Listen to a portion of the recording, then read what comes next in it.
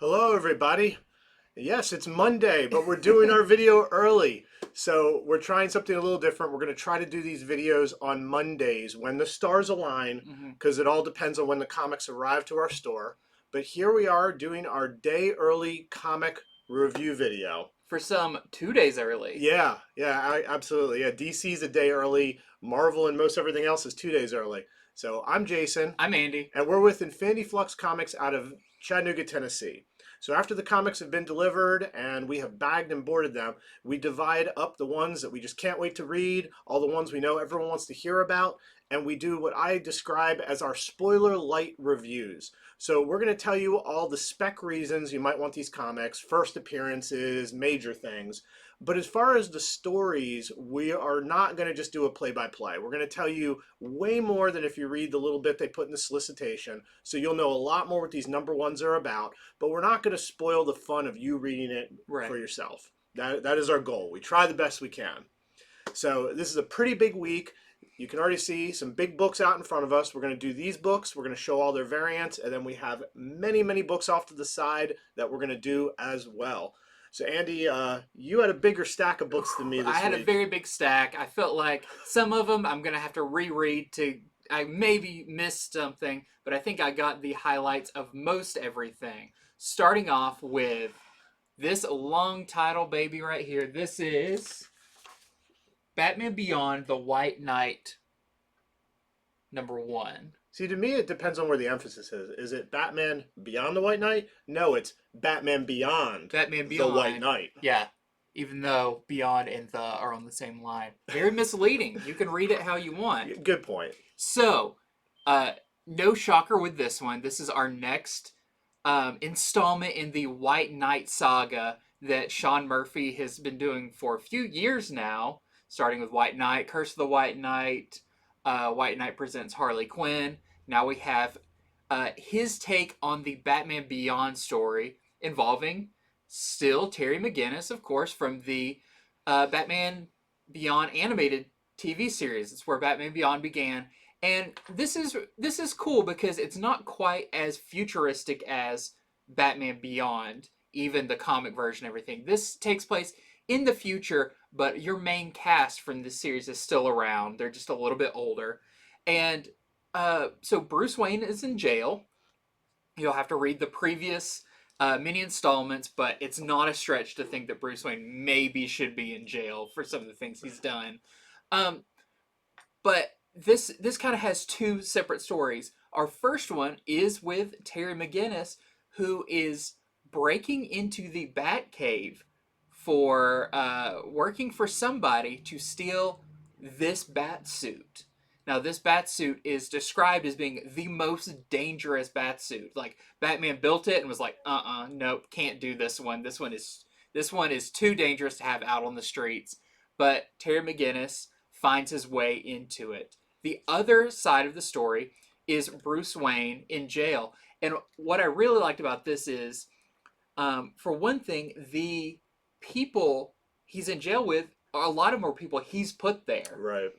But you would think, oh, that's going to be rough. Actually, he's earned a lot of respect from the people in there. What, they're all playing poker together? Well, there is a kind of scuffle that breaks out, and the officers at the jail can't deal with it, and so they hand Bruce Wayne a stun baton, or can you deal with this? And so that's the thing, he's actually been breaking up riots in jail while he's in jail, which is a super interesting idea. It's he's still really effective. But one of his closest allies comes to him and says, hey, there is a new Batman out on the streets. And he's using that suit that you don't like. And Bruce Wayne maybe is not okay with this. He's about to be on parole, but might he break out early to try and stop this new person claiming to be Batman? There's a lot of fun in this issue. A lot of the returning characters, Jason Todd, Dick Grayson, we got Duke Thomas, and Harley Quinn is also in this. And I feel like there is a very interesting story brewing with her because, of course, she has kids now, and they've grown up quite a bit.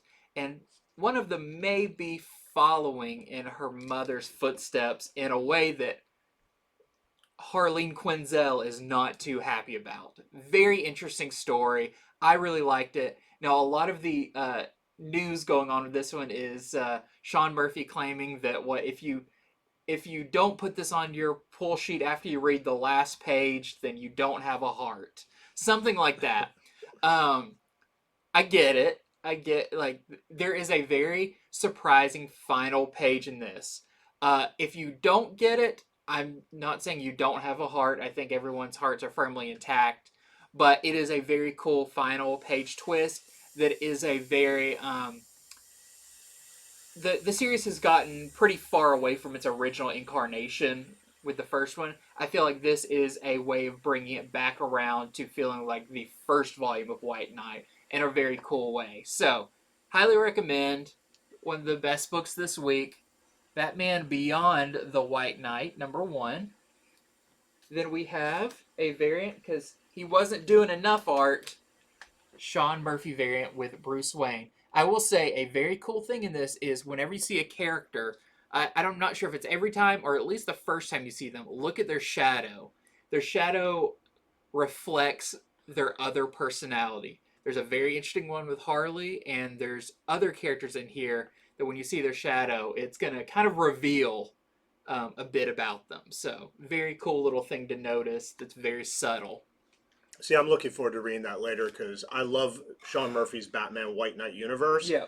And I like Batman Beyond, and there's not enough of either of those. So them together is just very exciting. And there's a video where it's an official DC video. It's sort of the trailer for that, where Sean Murphy is talking about what his intent is and some of the art process. It's a really good video. I'll try to put that in the links later. But at the end, yeah, he says that what happens, the surprise on the last page, that if it's not enough to make you read the rest of the series, that you're dead inside. Okay. That's what he says. So, pretty funny. Okay, so I'm going to begin with a new X book. It is Immortal X-Men #1. It's good. It's been a while since we've had a new X-Men #1. Yep. So this follows the Quiet Council. You see half of them on that side in the wraparound, and you see the other half on this side. Let me leave it here front and center. But the first thing I have to talk about doesn't have to do with the writing of the book. It has nothing to do with the writing, the art, or any of that. It has to do with Marvel's cover stock lately. Now, this has been all through the news. Many of you have heard this, but I have some updates on it. So last week, several of the Marvel books, the cover page felt like an interior page. I mean, it was probably the worst quality cover page we've ever gotten from Marvel in all the years we've been open. And Bleeding Cool already made the joke, but I happen to own this, so I had to bring it. It's like they were printing on toilet paper. This is an actual toilet paper roll that they sold back in the 70s that a customer sold me. I kept from my oddities collection. And an original comic was printed on this. And I have to say, it is sort of like the quality of the covers they're doing. So my update is, we're a part of a lot of retailer forums, and so a lot of retailers are angry about this, messaged Marvel, and from what we've heard from the Marvel higher-ups, they said that the printer they have been using that's done these covers, they've quit using them, but we have maybe one more week after this of covers that are bad. So unlike last week where there was just, I think, like 2 or 3 books that way, all the Marvel books that I read this week are that way. Every single one.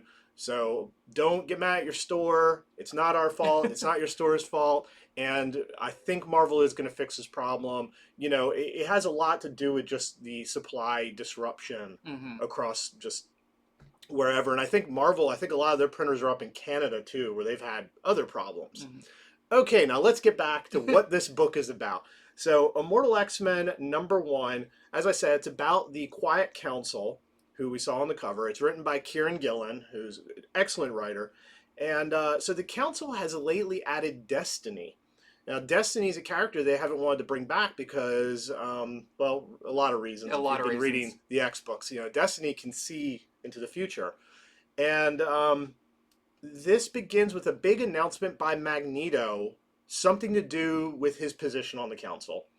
And After that, though, a lot of the books from Mr. Sinister's perspective, and I have to say the writing on this that Gillen does is just awesome. Because Mr. Sinister, he goes through each member of the council and what he secretly knows about them. He knows some big secrets. I mean, it shocked me early on. I'm like, how does he know all this? The only one I'll semi-reveal here is at least one member of the council has been compromised and is under mental control. So that's a surprise that gets revealed in this. And there's a lot of council members. So me saying that, that's the spoiler light part.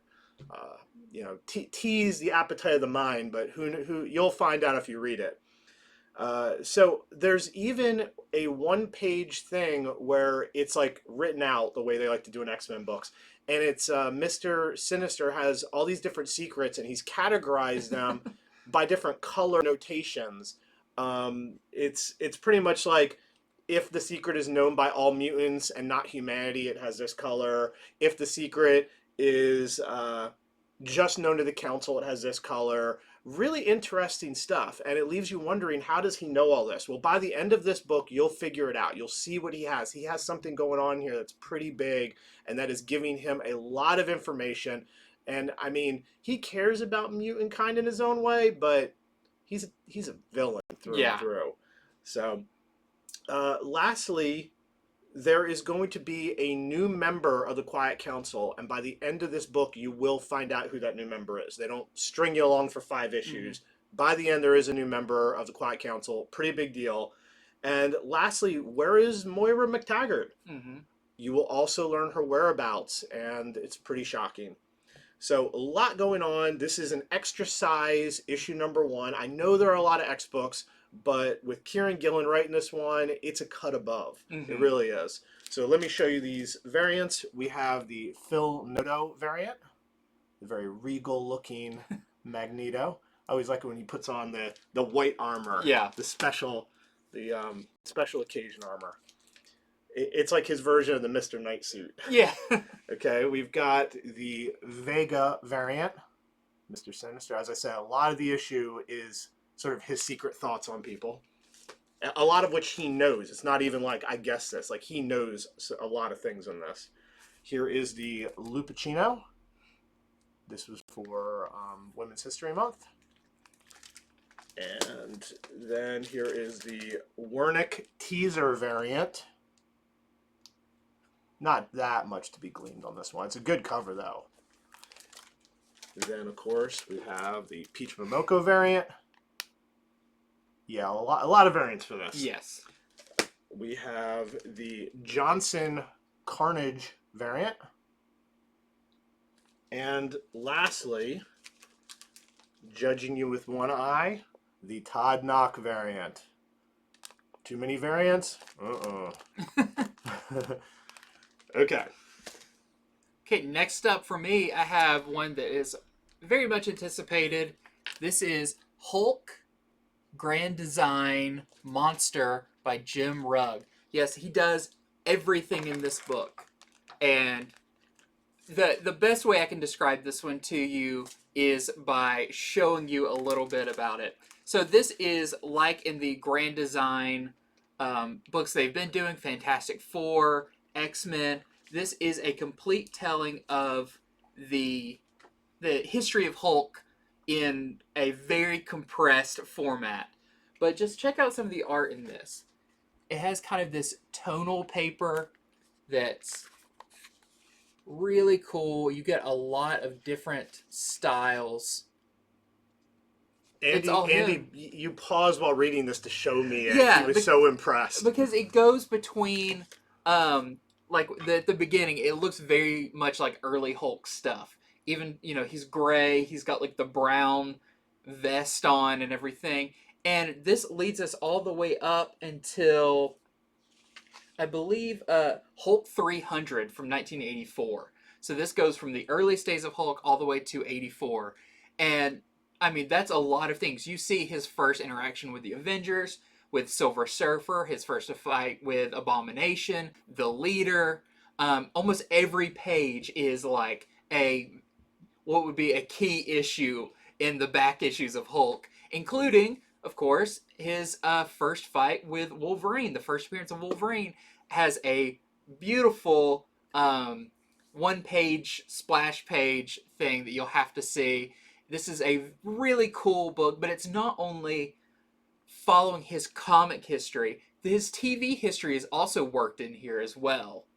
In a cool way, in a way that doesn't break up the narrative, but you definitely are following. Oh, at this point in his history is when the Hulk TV show came out, when it became popular. Just a lot of really interesting, not just the comics, but some other things brought in there as well. If some ads type feeling things, some little newspaper clippings type things, just a whole collage celebrating Hulk. So this is, I believe this is going to be, is this 2 issues?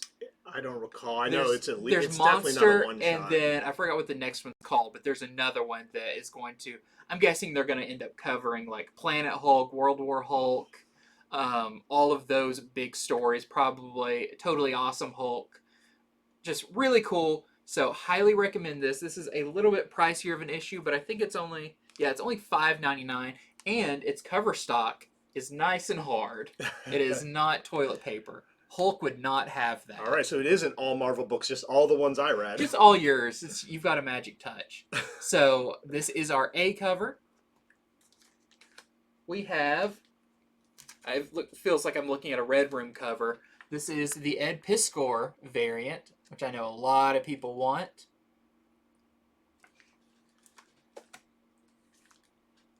And here is the Martin variant. And then there's also a Peach Momoko variant, which I couldn't find as we were still sorting through our boxes, but there's a Peach Momoko variant with She-Hulk on it as well. Yeah, so Jim Rugg, like his art style in that, because Andy, he did pause and show me a bunch of it. I mean, it's amazing. The dude just oozes talent. But more than that, he's also a big fan. You can tell that's not just the art of I'm a good artist. That's also the art of I grew up looking at this Hulk stuff, and here's how I felt at different times seeing these different things. Yeah, as the character evolved through the ages, you see a lot of that. Yeah, it felt like a real personal work. So I read Shadow War Alpha, the crossover between Batman and Deathstroke and Damian Wayne Robin's series. So right off the bat on the cover you see it looks like somebody's going to shoot Deathstroke, which is kind of ironic. That doesn't actually happen in here. And it says there will be blood. There is blood in this, for sure. Okay, so the first thing I'll say is there is a first team appearance in this of a group called the Demon's Shadow. This is sort of Talia al Ghul. She calls back all the big assassins and agents. She calls them her shadows.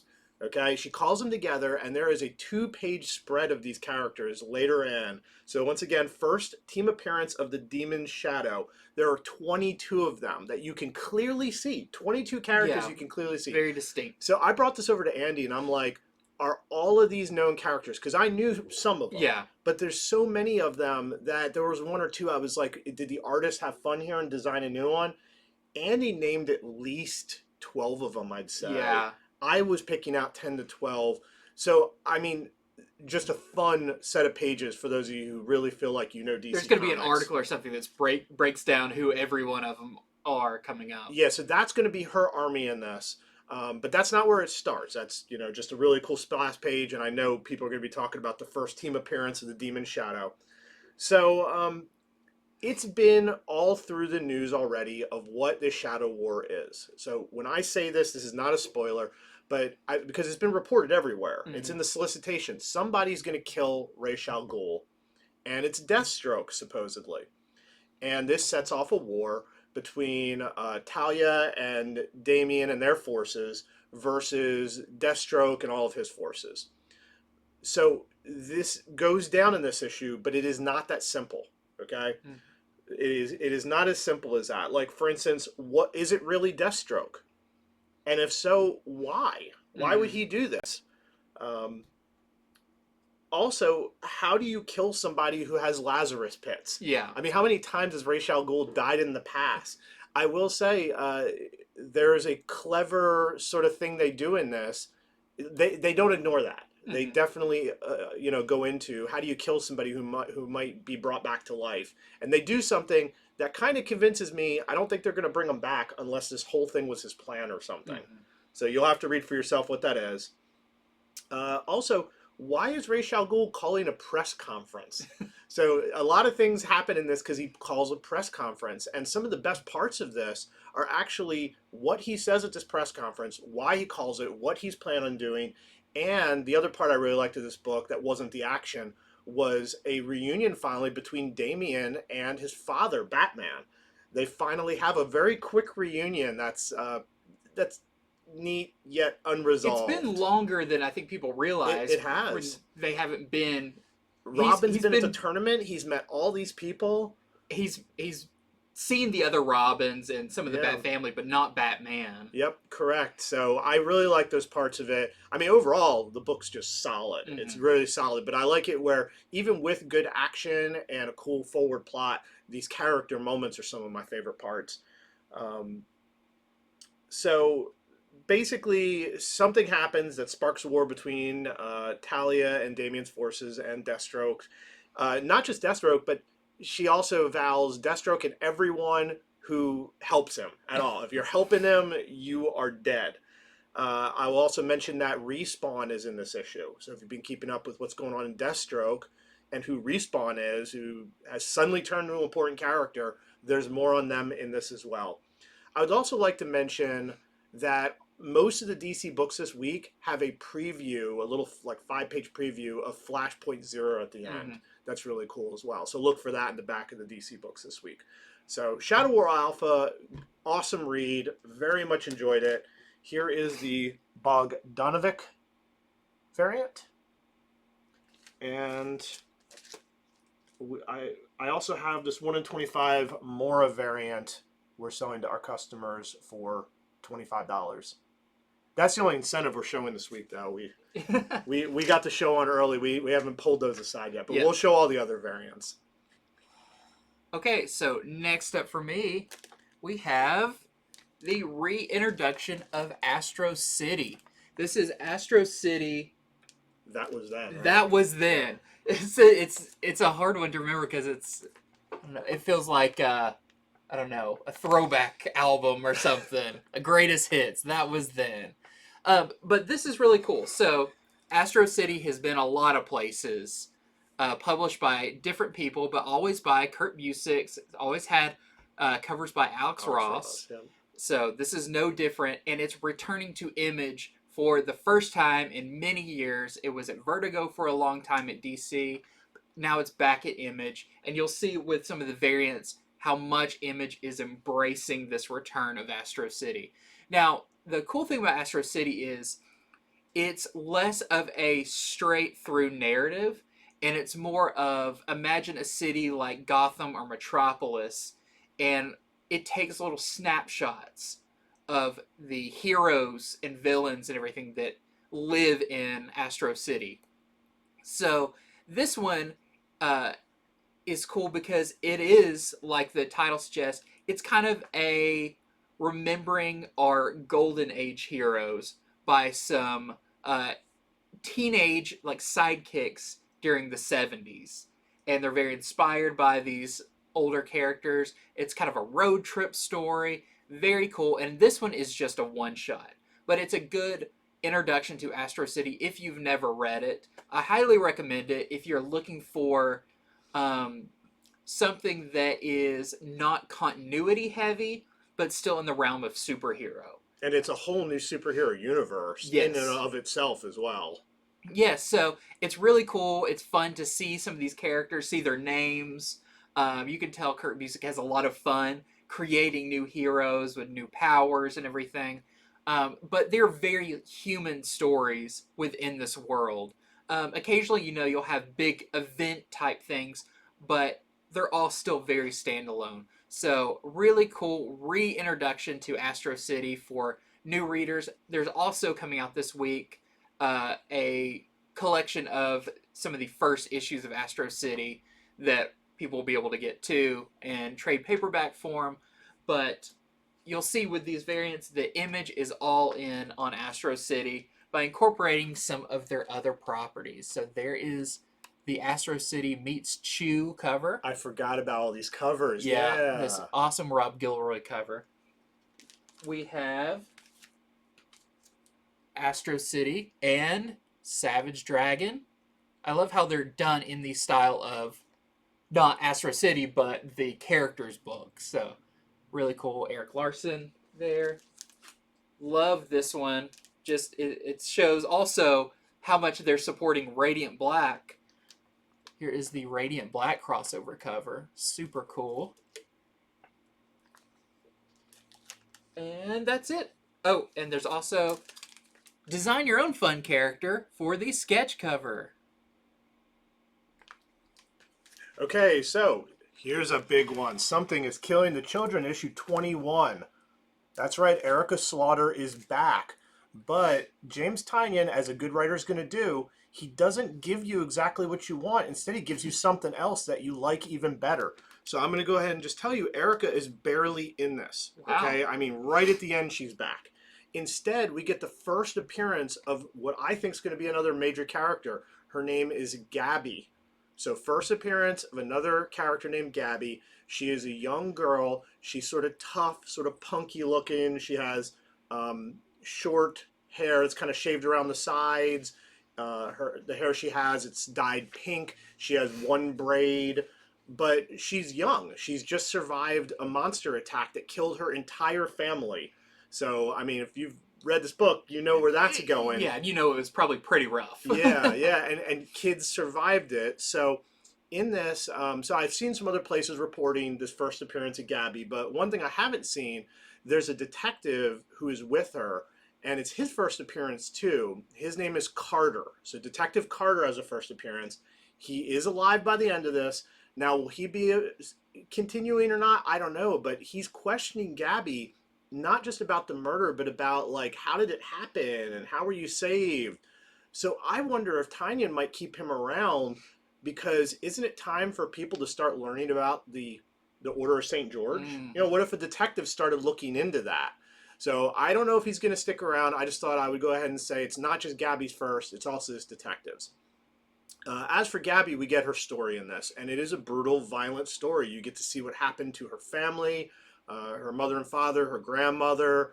She tries to stay tough in her own way. You know, she says enough in this, and she acts differently than other characters have after this trauma, that right away she has a whole different flavor to her. And she's a character that I like. I think most people are going to read this and go, I like this character. I want to see what happens with her. So the question is, I can't reveal it all, but Erica shows up at some point in this. Is Gabby going to get recruited? That's the question. It isn't answered in this, but I'm going to speculate and say yes. I think Gabby's going to get recruited. She seems to got the moxie for that. That's what I think. So I think it's going to be a pretty important character we get to see come up, like we have other ones. So very cool issue, and most of it is on her story, what she just endured, and the aftermath of that, and it's just awesome. Tynion's just really good at writing that sort of thing. So if you all are waiting for an exciting return of Erica, as stated, you kind of get it, but instead you get something different, but I think better, honestly. So we have this Riccardi variant. And then we have the die cut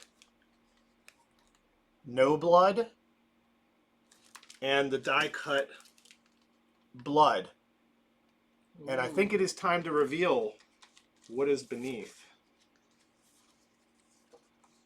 So that's what's beneath that one. She's got her little guy. Yep. And just to ensure that it's the same. That's what's beneath the previous one. I also go ahead and say, so issue 22, there's a lot of talk that there's going to be 3 new characters in it. There's going to be a new order in it. So issue 22 is going to be a big one as well. Cool. A lot of people eagerly awaiting. It's not like we haven't had, I mean, it hasn't been that long since Something's Killing the Children, but I feel like it was just ramping up to like critical level, so many people into it, and it's like and we're going to take a break. Yeah. And so people are going to be flooding in for that. It's back with a vengeance. That's awesome. So next up, we have the final installment in Amazing Spider-Man Beyond Story. The final installment for this numbering of Amazing Spider-Man. This is Amazing Spider-Man 93. This is a double-sized issue. I don't know if you can tell there. But you see, you got the two Spider-Men fighting on the cover, Ben Reilly and Peter Parker. That actually happens in this. This is a very shocking final issue with a ton of things I was not expecting. So because this is a final issue of the story arc and of this series, I don't want to give away too much because, I mean, that's the fun of it. And most of this book is kind of spoiler territory. But Ben Reilly has been through a lot. It is what happens to a clone when they do meet. You know, he knows Peter Parker, and he always feels like the second, the not as good version, the incomplete version, and he always sees the life and everything of the real version. That is kind of what brings these two to a head in this, in a very emotional way. I was very impressed by the writing in this one. Zeb Wells, Patrick Gleason does the art in this. About for a big superhero finale, it is a very personal fight that I'm very excited to hear from people after they read it, how they feel about it, because it kind of is like you can see both sides of this. So really cool, and a very shocking final act in this. I'll say that. Stuff happens I did not expect to come out of this. I was expecting, like a lot of series endings, that it kind of just fades off into the sunset or something. No, there's pretty significant things that happen in this.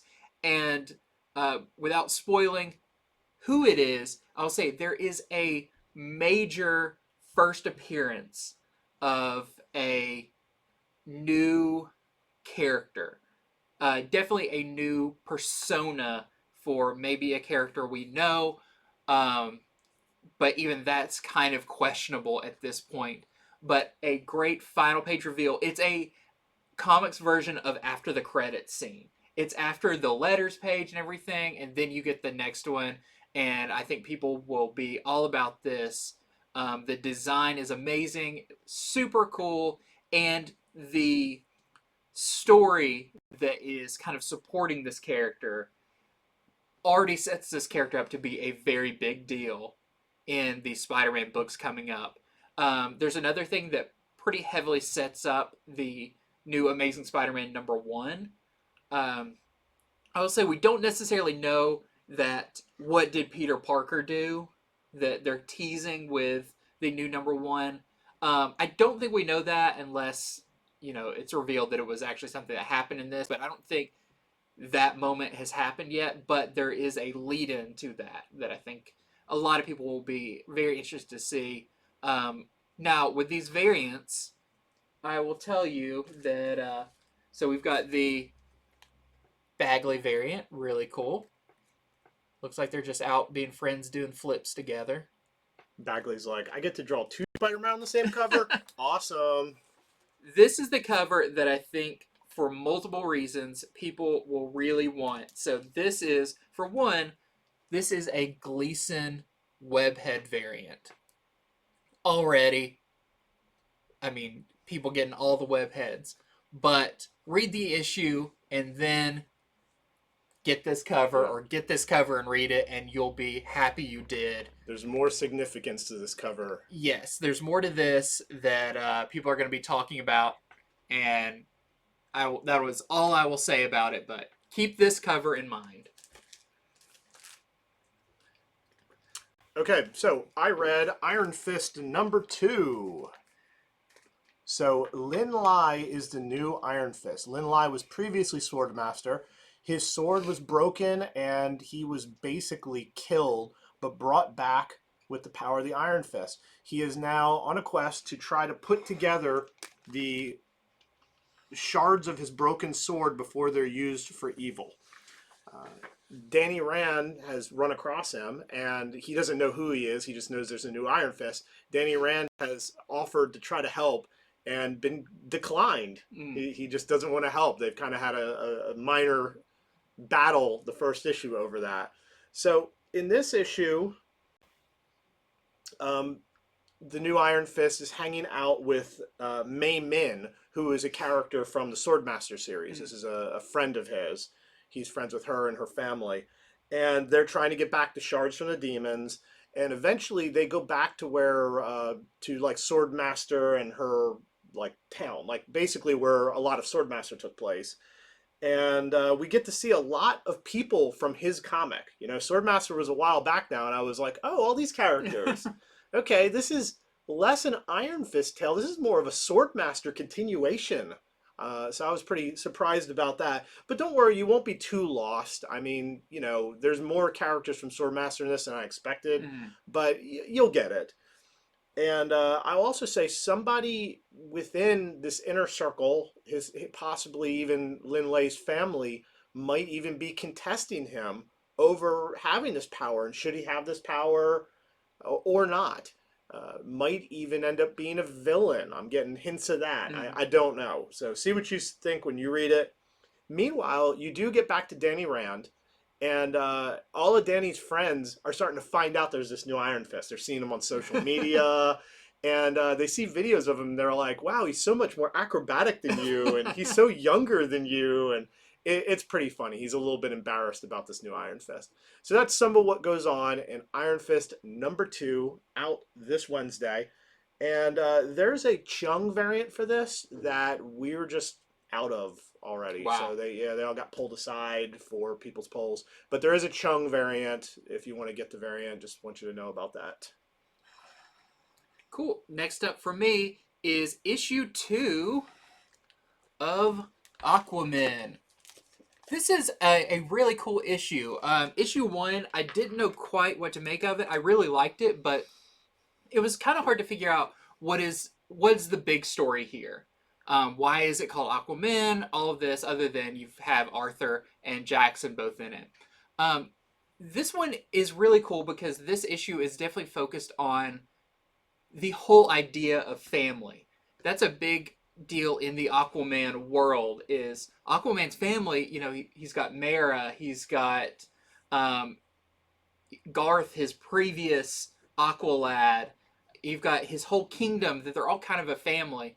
And you have Jackson on the other side, who is a member of the Aquaman family, but his father is Black Manta, who he really does not like for very understandable reasons. So at the end of the previous issue, we had Aquaman telling Jackson that they are going to be working with Black Manta to figure out what's going on with these Atlantean sleeper agents that are all around and are causing a lot of destruction.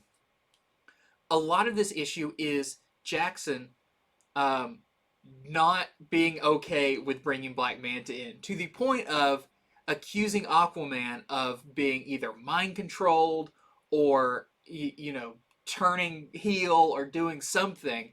And what I really like about this is Jackson's like, we've got to call a meeting of the family. We've got to get all of the Aqua family together, Mera and Garth and all of these characters. And when he brings this to them, you know, you kind of expect to read these and everyone be like, oh my gosh, we've got to do something. And they're all like, I think Aquaman's got it under control. And Garth is like, yeah, like he's probably faking working with him. And he's actually, you know, doing something good. The way this is kind of orchestrated is really cool. There's a lot of personality in the characters and all of their trust in Arthur for who he is and the respect for him being the king. And like, no, whatever he's doing, he has his reasons for doing it, which is really cool. But Jackson is, I feel like, without giving away too many spoilers, he's got a dark side in this that I don't know if we've ever really seen but something that is brought up it's such a big deal, a kind of big final page thing, that this is definitely going to have to be addressed. This is not okay for someone who is an up and coming Justice League member to do. So you'll have to read it to see. I thought it was a very shocking final page, that it definitely throws these characters in a different spin that I'm excited to see. So it's issue number 2. There's our A cover.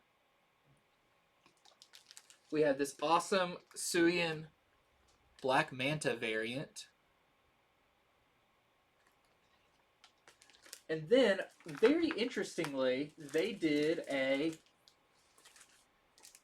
another variant. This is the Jim Lee. And this was the 1 in 25, I think, for number 1, but it was in color. Now it's a variant in black and white. So super cool variant there. All right, so I read Sensational Wonder Woman Special. This is a 3-story one-shot in honor of International Women's Day, which it's a little late. International Women's Day was March 8th, but that's okay. The whole month is Women's Month. But this was supposed to be for International Women's Day. And I have to say, I really enjoyed reading this. The 3 stories are good. So I'll tell you the premise on all 3. Also, fantastic cover, I have to say. Oh, really good The cover. cover on this just great. So the first story has Wonder Woman versus Blue Snowman, but the setting is they're near a school that's having this like dress like a superhero day. So all these kids are dressed like different heroes, and in the background, this one girl is sort of getting bullied. And it's funny to see what hero is dressed like, what the bully is dressed as, and it's like, you look like this superhero, and you're bullying this girl who's dressed like this superhero. So that's pretty funny. Well, the girl and the bully, they have to make up. They have to come together to help Wonder Woman defeat Blue Snowman.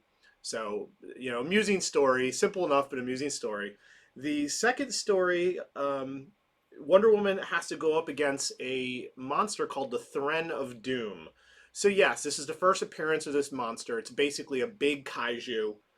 But will it be back? I didn't get the sense that this was like anything major, other than it was really cool for the story to see Wonder Woman go up against a kaiju. Yeah. And there's also more of Wonder Woman and her kangaroo Jumpa in that story. Finally, we've been talking about that character. Yep, you get to see Wonder Woman on the kangaroo fighting another Amazonian on a kangaroo. They're like training, riding, and fighting on these things. I hope there's much more of that. I think it's so interesting and cool.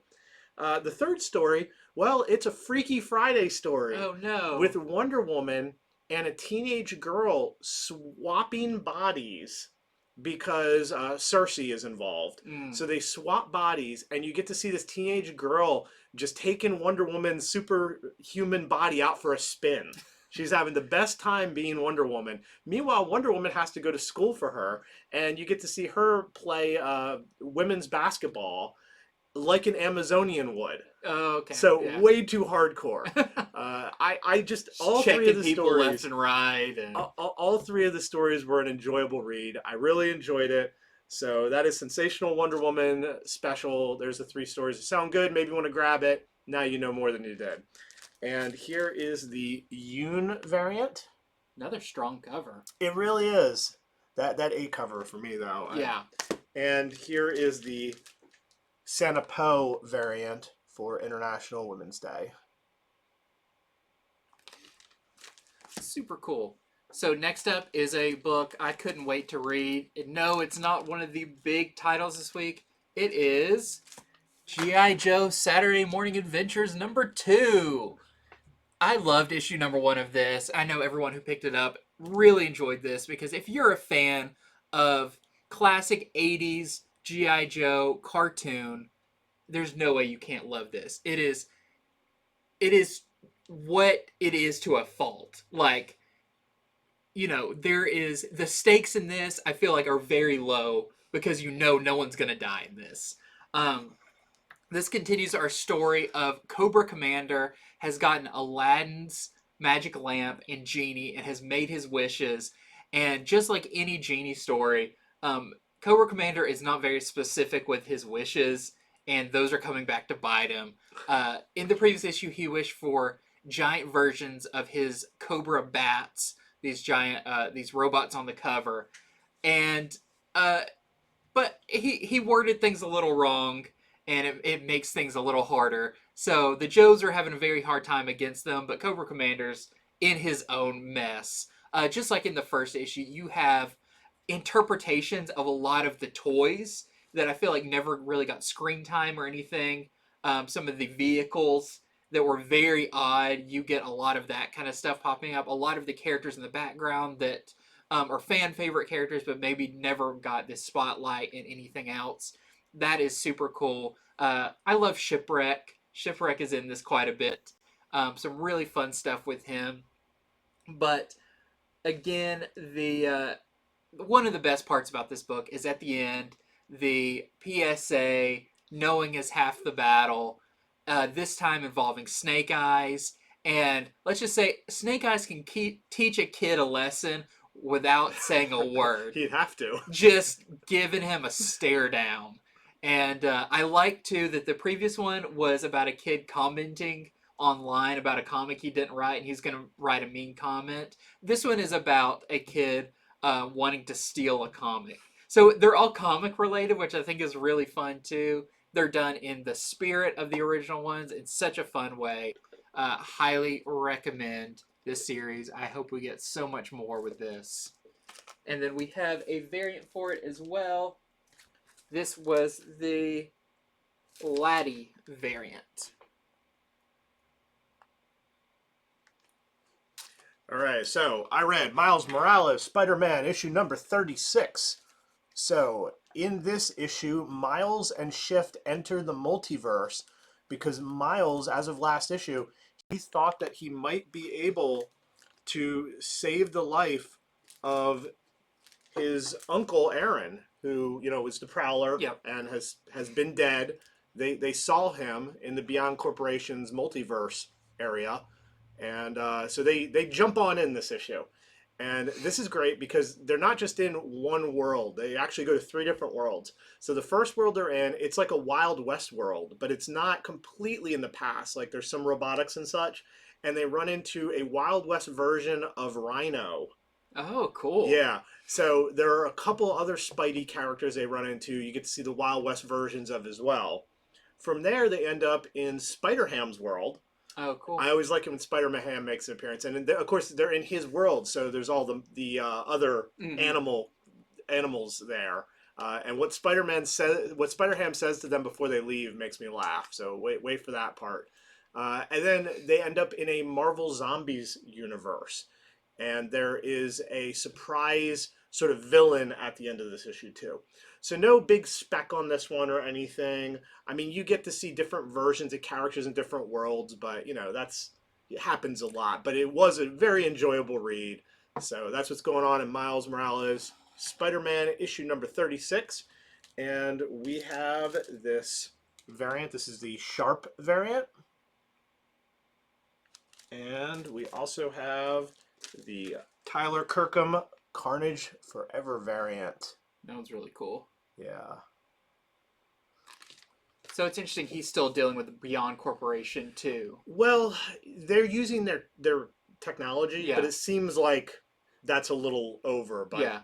could come I back. hope the Beyond Corporation's technology stays around because it's very funny. It's got a very weird sense of humor. I'll say in that Amazing Spider-Man issue this time, there is a gun that turns people into babies.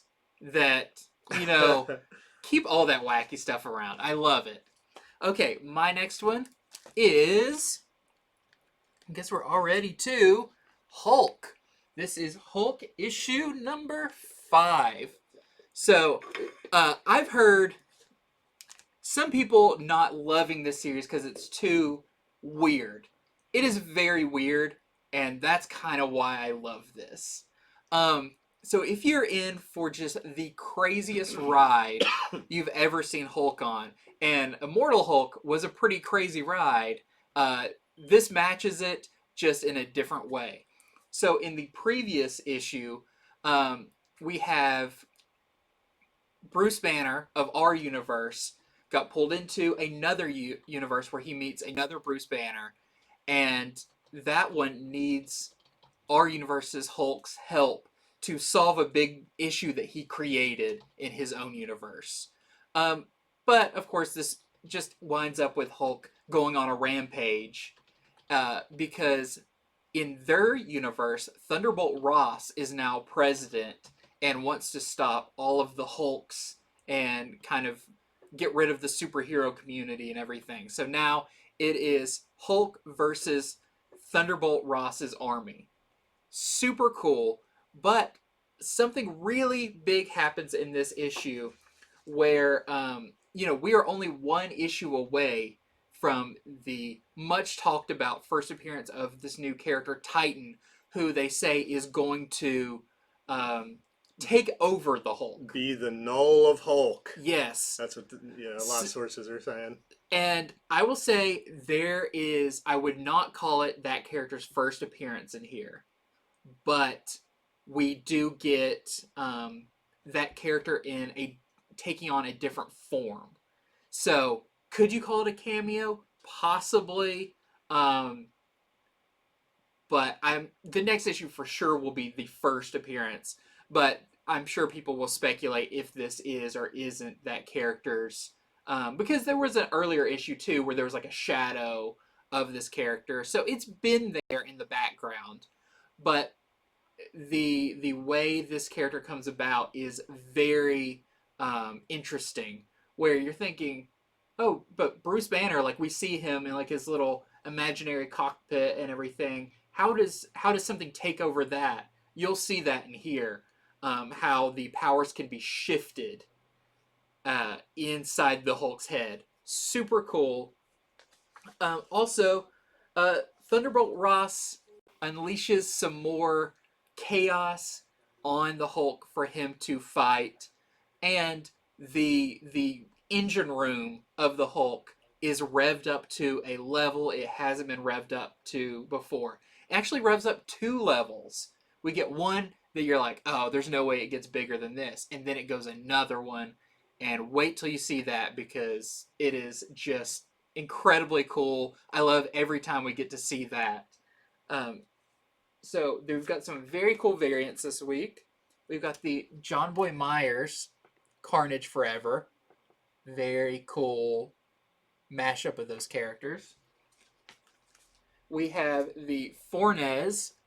Hulk's creeping on you through the blinds. Those blinds are never going to be the same. No, you're just going to have to buy all new blinds. Maybe get one of those you just pull straight up and not those cheap plastic. Get some ones. adamantium blinds for Hulk. I'm sure Wolverine's room has those now after he shredded them.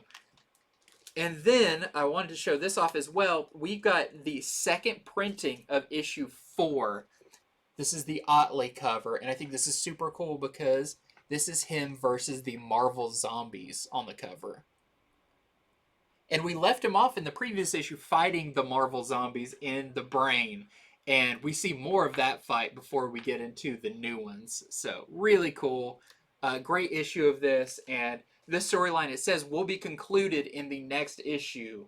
But there's a lot more story going on here. So next issue is supposed to be first full appearance of Titan. That's what's being said. And in this issue, just real quick, I want to talk about the idea of a cameo. Yeah. Because we don't know where this is going to land. So if you think the presence of something taking over somebody counts as a cameo, then this could be early cameo, even though, like you said, there was already sort of the shadow. It's almost like the time we saw the symbiote before it possessed Eddie Brock or somebody. Right. Is that, some people will say, yes, that is, because that is the entity. And some say, no, that's not Venom because he has to be. It still is significant. It's significant. So I know that we can, with that example, we can say, well, that issue is more valuable just because. So that's the most we can tell you without spoiling everything. Yeah, it's done in a really cool way, though. Okay, so next up, let's talk about something we don't really have to worry too much about spec on. You're just going to want it for the story if you want it. And that is Batman Faze Clan. This is a one-shot. So who is the Faze Clan? They are an esports organization. So you see these characters down here. So here's the plot of this. The plot is that there's a new video gaming system, okay, called the Nigma Box. Ooh. I wonder who could be behind it. The Nigma Box. And so this video game system, it's not just a state-of-the-art system, but it's also scanning the user's minds and manipulating them. Mm. So, obviously, you got the Riddler. He is building an army out of gamers, which I don't know how effective an army that would be. I had some roommates. You gotta have a lot of them. All they did was play games, and I don't know. They weren't too athletic once they got out of their chairs. Anyhow, so Batman finds out about this, and he knows he's a little in over his head because he's gonna have to go into this gaming world, and as smart as he is, he doesn't know a lot about gaming. So Tim Drake is fans of this Faze Clan, and he basically says, Batman, we got to get these guys to help. And Batman's like, I don't know, man, they seem real immature, which I appreciate, because I think the Faze Clan people wrote this, Yeah, and so they're poking fun at themselves. Yeah. They're saying, do we really even belong in a Batman comic? So it's a bit tongue-in-cheek with that.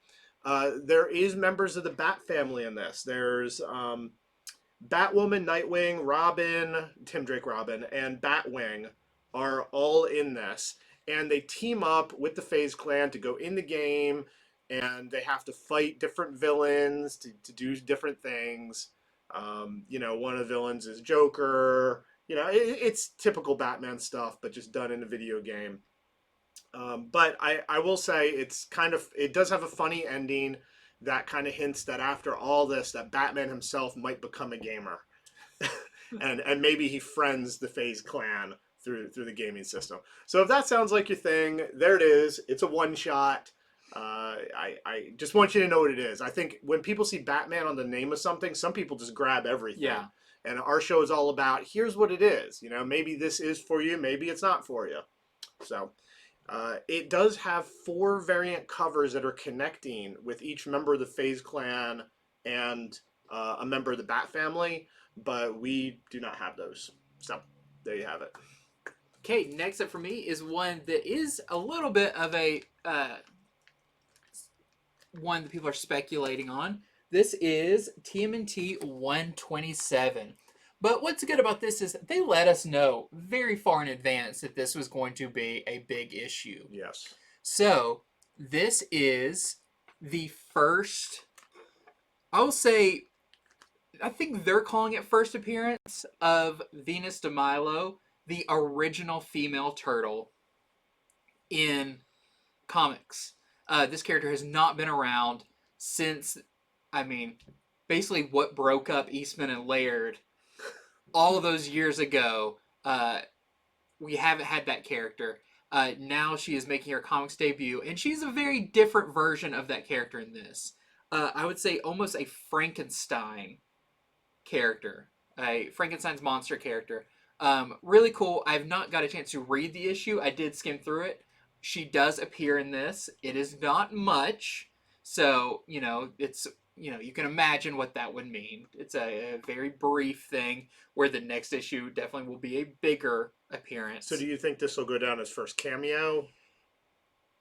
If Hulk 180 is considered a cameo, then this would be a cameo. Okay. If we're going by those very weird roles. But here's the deal. This is our A cover, which is way more in line with the current storylines going on. That is not her on the cover. But here's the big deal. So there was, when this was solicited, it wasn't your classic diamond thing that says the cover's not available or whatever. This was specifically made that said TMNT 127 Venus Eastman variant to be revealed or something like that. We did not see this cover. I did not see this cover until today, and this could be considered first appearance. First cover appearance. First cover appearance. Yeah. But check out this cover. That is an incredible cover. This is so good. If you like Eastman, that's just... This is just 100% Eastman awesomeness. I mean, that's Eastman doing a cover that looks like it's right out of the original Mirage series. Yes. Is what that is. So, if you really want to collect this character, this is a cover you'll definitely want to get. And so, what Andy was saying is, no retailer got to see this cover before orders were due. We all had to place orders blindly, so this is probably underordered. Yes, but if your store has it, pick it up. One, it's a beautiful cover. Just the detail work that he puts into his stuff is incredible. And also, this is your first really good look at her in the comics. Okay, so I am sad to review the last issue of Dark Ages. This is it. Issue number 6 is the finale. It's been such a good read. It was sad to see it end. But a good ending. In fact, a really packed ending. So, in this one... So, last issue, the team, they're going over to try to fight Apocalypse once and for all. And they got attacked last issue by a Venom and Carnage symbiote team-up. Okay, so Venom and Carnage were together on somebody, attack the team. They barely survive it, and once they get the symbiotes off, it's Miles. So they end up with a new helper. You know, having Miles on your team, that's great.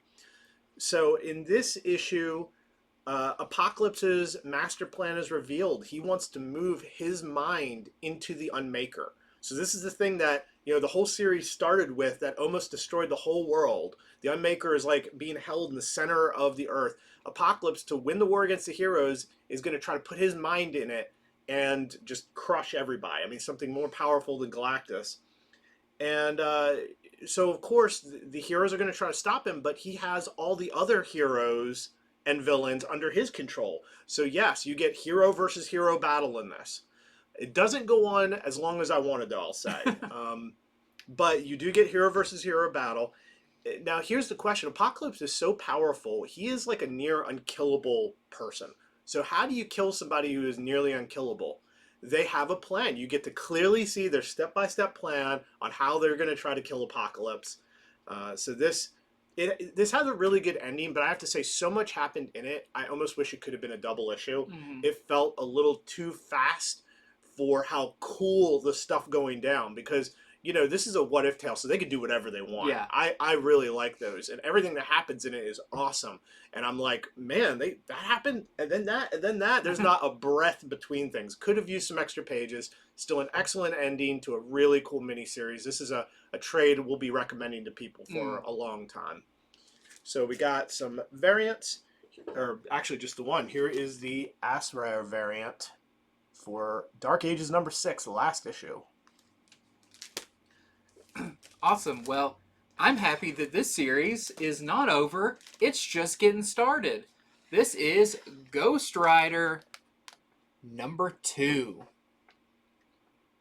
So this is a very interesting new, I wouldn't say take on the Ghost Rider, but interesting kind of reintroduction of the character for maybe people who haven't read a Ghost Rider comic in a while, or are kind of unfamiliar with the character but want to get into him, because with the last issue, Johnny Blaze didn't even know who he was. He didn't even know he was the Ghost Rider, because he was in this demon town where they were kind of keeping him.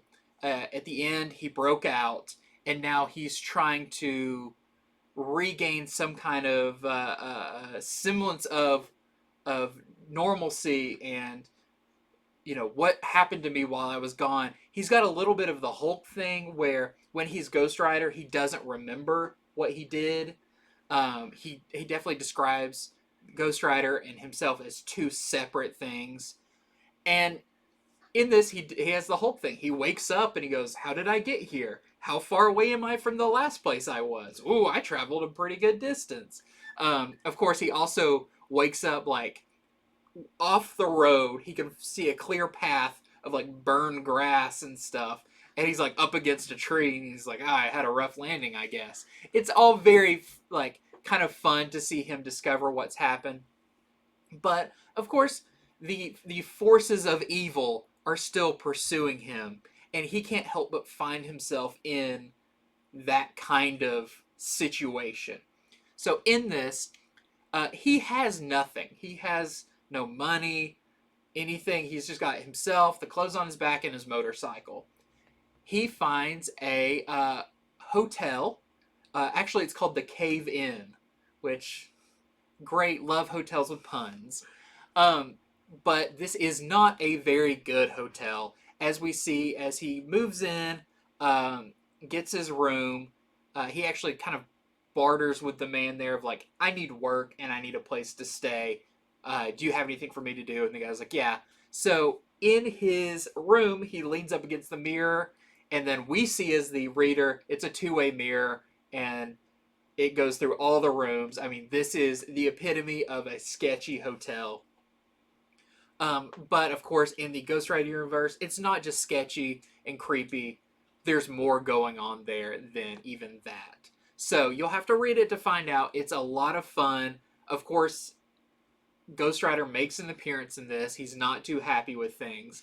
The other side of the story is we're following this team of FBI agents that are pursuing this being that we know as Ghost Rider. They don't know a whole lot about him, but they're kind of following events of paranormal activity and always kind of coming up right after he's left a situation. The exploration of these new characters is very interesting, especially this new female character that's she rides around in a hearse, and she has a coffin in the back of it that she climbs into to clear her head. She closes it up just to get a moment's quiet, and we get some interesting backstory on her as well. That maybe she has some pretty dark powers. That can she control them? Can she not? You'll have to read it to see. This was fun because it was very much like a one-shot story in a ongoing series. It's kind of a mosey into this town. What's going on here? Situation comes up. Ghost Rider's got to deal with it. But it's setting up something bigger. So very much enjoyed Ghost Rider issue number 2. Got some variants for this as well. So we have the super cool Carnage Forever variant. So you get a Ghost Rider Carnage Max mix-up. And then we have a Peach Momoko variant. Really nice. All right, so Swamp Thing number 11 comes out tomorrow. So this series was supposed to end at issue number 10. It's been extended. It is now going to go to issue 16. And who knows, maybe they'll just keep extending it forever and ever and ever. So, of course, this is about the new Swamp Thing character. So, brand new Swamp Thing as of issue number 1, Levi Kamai. And I just wanted everybody to know, because we know some people had taken it off their pull list. People who keep their pull list clean. You know, there's certain people where it's like when a series ending, they're like, go ahead, I'll get the last issue and I'm done. You need to get back on this. You need to tell your store, if you've been enjoying it, hey, make sure I'm getting this, because they announced it pretty late that they were continuing this series. So Swamp Thing number 11 out tomorrow, and it is now going to issue 16. But also check out this awesome Francavilla variant. I love that one. Yeah, real cool variant by Francavilla. Another cool one to mention this week, Star Wars Bounty Hunters. This is issue number 21. So Bounty Hunters was, I don't want to say it was on break, but there wasn't really an issue going on during Crimson Reign, even though this is a tie-in. But during the main beginning of Crimson Reign, there hasn't been an issue for a little while. But this pulls us right back into it with our characters from Bounty Hunters. And really good issue. So there is a Star Wars book out this week, and that is Bounty Hunters. And there are variants for it, but we do not have any of them at the moment. So Silver Surfer Rebirth number 3 comes out on Wednesday. This is the miniseries by the Rons. Of course, I'm talking about Mars and Lim. Not Swanson. No, not Swanson. This is not a Parks and Rec crossover. But yeah, so Ron Lim and Ron Mars with their miniseries set back when they were doing Silver Surfer. This has been a very cool read. And in this issue, there are many, many things, including Thanos goes up against Nebula and her army. Silver Surfer goes up against Galactus. There is more on the creepy relationship between Thanos and Death. Love that aspect. Every time, I know. And Thanos always asks Death questions. Like, Death never really has to, just sits there silent. And, it's like what you said, where Snake Eyes doesn't have to say anything and somebody can hold the dialogue. Yeah. That's Thanos with Death, the only character that imposes over him and that he's so, has so much affection for. But by the end of this issue, another big baddie enters as well. Somebody else who can stand toe-to-toe with these characters. So Silver Surfer Rebirth #3 out on Wednesday. And we've got this Sakura Carnage Forever variant. I love that one because I love the board. Yeah. That just needs to be a real thing. I mean, that's so cool. Okay, next up for me is another one, just going to mention, but we know we have a lot of Sonic the Hedgehog fans out there. This is Sonic 2. This is the prequel, emphasis on quill, to the new movie. So if you want to see what happened in between the first movie and this new upcoming movie, comes out very soon. This actually has Tails and Knuckles and a lot of the characters that are going to be appearing in the movie but haven't appeared in the cinematic, the Sonic cinematic universe yet. You see what they're doing right before they're going to be entering the movie. So really cool. Cool to see Sonic art, because Sonic art tends to be pretty... some great artists work on it, but there's a kind of a house style for Sonic. And seeing an artist do the movie version of Sonic is interesting. He's more like furry and everything. That's really fun. So if you are a Sonic the Hedgehog fan, check this one out. It's a little oversized one-shot for the new movie. Okay, also out on Wednesday is Silk issue #3. So check out the cover because that tells a lot of the story. So in this comic so far, Cindy Moon has been trying to go up against this Korean witch who has been resurrected, and she's been stealing the youth from people. She'll like suck out their youth and turn them old and become more powerful. So in this, Cindy Moon finally gets to fight the witch. And how does it go? Well, let's just say next issue is called Old Lady Cindy. That's what the next issue is called. So as you can probably expect, things don't go very well to plan. Other things that happen in this issue, though, is a lot of side character building and people that Cindy is meeting in her life. So that's sort of in a nutshell what's going on. And Silk issue #3, we have this Ruin variant. And we have this really awesome In-Hyoka Lee Carnage Forever variant. I'd also like to remind everybody that all the Marvel books I showed today have that poor toilet paper feel to them. Any excuse to show off your Marvel toilet paper. That's right, yeah. Somebody offered to sell this to me, and I was like, yes, I will take that for my collection of comic oddities. Love it. Okay, next up I have Spawn 328. Really cool issue. In this one, since there has been these, what were they called? Dead zones. They're basically the way that these supernatural creatures in Spawn, like Spawn, or the angels or the demons can go between realms, heaven and hell and earth, have been closed. What happens if a Spawn dies? Where does the Spawn entity go? Well, that is explained in here. It's pretty cool. Kind of sets up a new dynamic for the Spawn universe. And a new player enters in the running for the Throne of Hell. And they have a pretty dramatic entrance in this as well. Really cool. And I love this variant cover with Raven Spawn on the cover. Classic action figure, the Raven Spawn. Is this when you're all out of your things? Yeah, that variant gave me like a crow feel. Very crow. Yeah. Considering all the crows. You grabbed more books than I did. Then I'm on a roll. Keep going. Next up we have, this is X-Men Unlimited Latitude #1. of one. This was actually originally a web comic or like a comicsology original story. And this is interesting. So this follows Wolverine on a mission to rescue someone. We don't quite know who that is until pretty late on in the issue. But he's breaking into a AIM base. And it's pretty cool. This is very light on dialogue. But with Wolverine, you kind of don't mind because you just want to see what he does, how he breaks in, how he takes out people.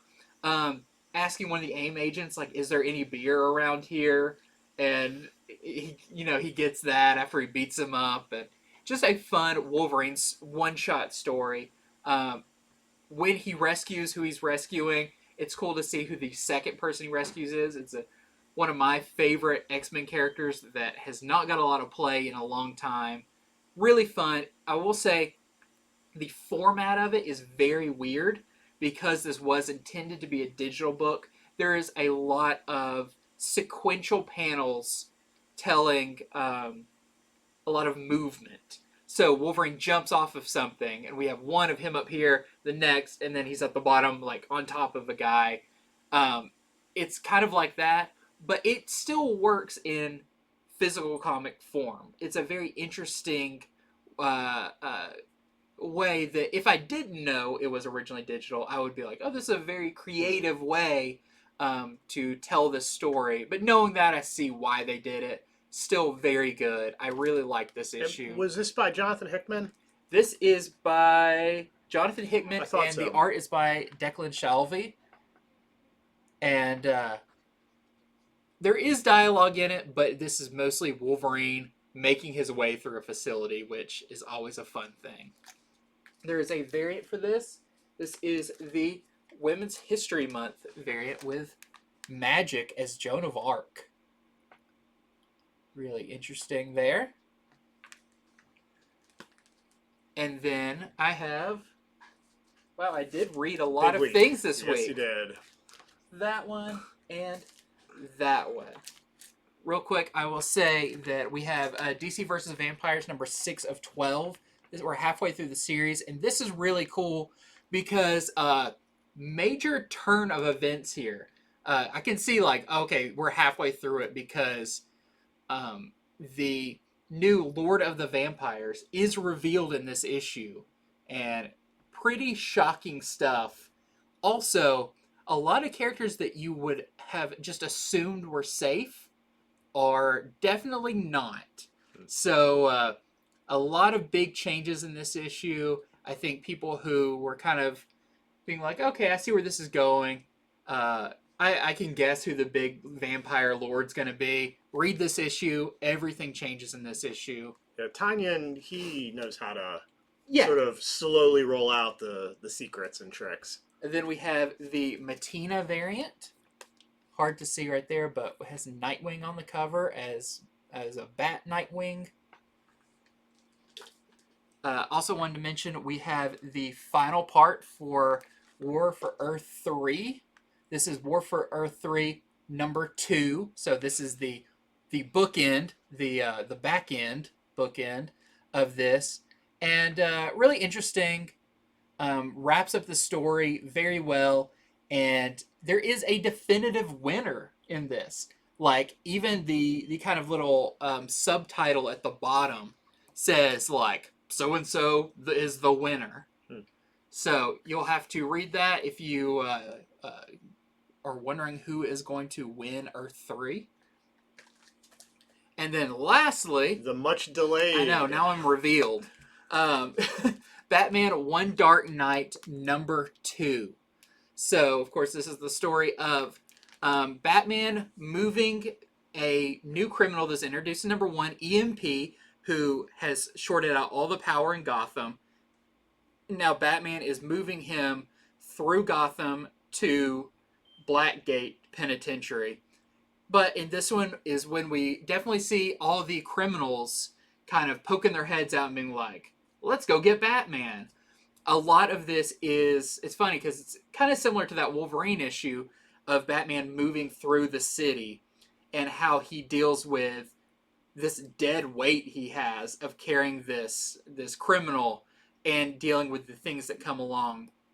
Now, it's not just that though. There is a kind of a B plot where there is a kid who may have something to do with EMP. He's got some kind of power, maybe. It's a B plot I was not expecting for a series like this.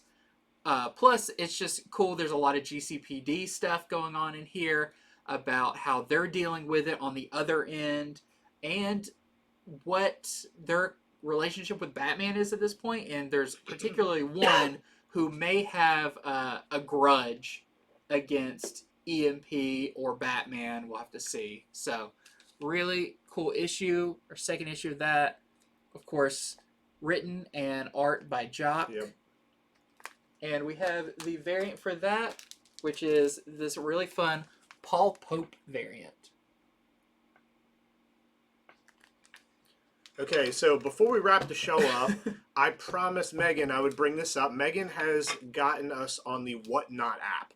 Now, this is an app where we can do comic auctions. So some of you may know we have a Facebook weekly show where we sell key issues and sets of issues. We've been doing it. We just did our 108th show. We do it every single Sunday. Well, now Megan wants us to do another show where we sell comics. I like how you said Megan wants us to do this. This is all her idea. She is the leader of it. Yes. She really is just sort of spearheading this. So we are now on the Whatnot app under Infinity Flux Comics. This is pretty early announcement, so probably not a lot of people have signed up to our Whatnot. I think we only have like maybe 10 or 11, but I think it's going to blow up, as most things we do have bit by bit. So just wanted to get that in there. Past that, that is our week. This was our review show. I hope we have done our job and told you all the little spec bits you need to know. Told you a little bit about each comic so that when you go in your shop, either Tuesday, Wednesday, or if you get there over the weekend, you know what's going on in these issues. Yes. But that you'll still have fun reading it on your own. So thank you very much for joining us. And if you're watching on YouTube, hit subscribe. We are close to that 1,500 subscriber mark. Yes. I'm really looking forward to that. I think we're about 20 under right now. So yeah, hit subscribe, and then it'll let you know about all the other shows. We'll be back on Friday with Comics from the Future, where our third host, Megan, will be back finally. So we will see you then. Why did our show cut off?